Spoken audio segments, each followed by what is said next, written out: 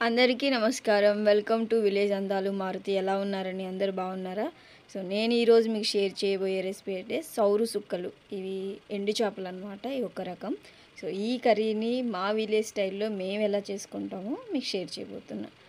So చూసారు కదా ఎంత బాగా వచ్చిందో, మనకు చూస్తుంటేనే తినాలనిపించేలాగా. ఇది ఈజీగా ఎలా క్విక్గా చేసుకోవాలో చూసేద్దాం.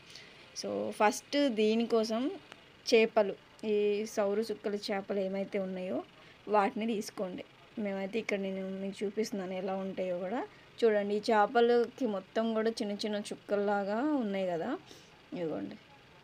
సో ఇలా ఈ ముక్కలను అయితే తీసుకోండి. ఫస్ట్ వీటిని అయితే కొన్ని తీసుకొని ఫస్ట్ వీటికి ఉన్న తల ఇంకా సైడ్స్కి ఉన్నవి, సైడ్స్కి ఏమి ఉండవు, ఈ తోక లాంటిది అవన్నీ కూడా ఇవన్నీ మనం మొత్తం కట్ చేసేసుకొని ఇలా తీసుకోవాలన్నమాట. వీటిలో ఇవి చప్పిడివి అంటారనమాట. ఉప్పేసి ఊరబెట్టినవి కాకుండా మామూలుగా చప్పిడి వాడితోనే వీటిని అవేమీ వేయకుండా ఎండబెట్టినవి, డైరెక్ట్గా ఎండబెట్టినవి. కొంతమంది బీపీ అలా ఉన్న వాళ్ళు ఉప్పు ఉన్నవి తినకుండా ఇలా చప్పిడివి తింటారు కదా, ఉప్పు మరీ అంత ఉప్పుగా కొంతమంది ఇష్టపడరు. సో అలాంటి వాళ్ళు కూడా ఇలా చప్పిడివి ఉన్నవి తీసుకొని మనం తినేయచ్చు అనమాట. సో అన్ని చేపలకి కూడా ఇలా తల, వాటికి తోక అవన్నీ కూడా ఇలా తీసేసుకోవాలి. చూసారు కదా వాటిపైన చుక్కలు కూడా చిన్న చిన్నగా మనకి కనిపిస్తూ ఉన్నాయి. ఇలా కట్ చేసి పెట్టుకున్న తర్వాత వీటిని కడుక్కోవాలి వాటర్లో. ఇలా అసలుకి ఏముండదు వీటికి అంతగా, కానీ మనం ఏంటంటే కొంచెం శుభ్రం చేసుకోవాలి కాబట్టి మొత్తం శుభ్రం చేసుకొని వీటిని తీసేసుకొని పక్కకు పెట్టుకొని ఇలా రుద్దేసుకోండి. ఉప్పు అలాంటిది ఏమి వేయాల్సిన అవసరం లేదు. ఇలా కడుక్కొని పక్కన పెట్టేసుకున్నాం అనుకోండి. ఇంకా డైరెక్ట్ వీటిని గ్యాస్ మీద పెట్టేసి ఆ చేపల దాంట్లోనే కొంచెం ఆయిల్ యాడ్ చేయండి. ఇందులో కొంచెం చాలు, కర్రీకి సరిపడంతా కూడా ఆయిల్ యాడ్ చేసిన తర్వాత దీనిలోకి చిటికెడు పసుపును కూడా యాడ్ చేసేసి మనం మొత్తం కలిపేయాలి. చాలా చాలా టేస్టీగా ఉంటుంది. నాన్ వెజ్ తినే వాళ్ళకి, అంటే ఎండు చేపలు తినే వాళ్ళకి ఇది చాలా ఇష్టం కూడా ఉంటుంది. అది మనకి అర్థమైపోతుంది అనమాట ఉడికేటప్పుడే. ఇలా మొత్తం పసుపు వేసిన తర్వాత కొంచెం ఒకసారి అయితే కదపండి వీటిని. మనకి క్విక్గా అయిపోతుంది. చేపలు రెడీ చేసి పెట్టుకున్నామంటే కర్రీ త్వరగా అయిపోతుంది. సో ముందుగా కట్ చేసి పెట్టుకున్న ఒక 2 ఆనియన్స్, 3 టమాటాలు, ఒక 2 పచ్చిమిర్చి అలా కట్ చేసి పెట్టుకున్నవి పసుపు వేసి కలిపిన తర్వాత ఈ ముక్కలన్నీ కూడా అందులో వేసేసేయండి.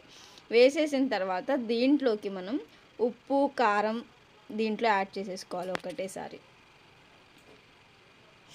వీటిలో కొంచెం సేపు వీటిని మగ్గనివ్వాలన్నమాట. మొత్తం కలిపేసిన తర్వాత వీటిని ఇలా మొత్తం కలిపేసుకొని కొంచెంసేపు మగ్గిన తర్వాత ఒక 2-3 మినిట్స్ అనమాట, ఎక్కువ అవసరం లేదు. ఒక 2-3 మినిట్స్ మగ్గేలోపు మనం దీనిలోకి చింతపండు రసం కూడా యాడ్ చేయాలి కదా.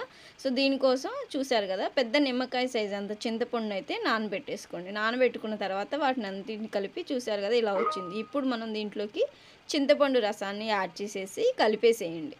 కలిపేసిన తర్వాత ఒక 2-3 మినిట్స్లో మనకి వేడివేడిగా సౌరు చుక్కల కర్రీ అయితే, చేపల కర్రీ అయితే రెడీ అయిపోతుంది. సింపుల్గా అయిపోతుంది, చాలా చాలా టేస్టీగా ఉంటుంది. డెఫినెట్గా మీరు కూడా ట్రై చేయండి.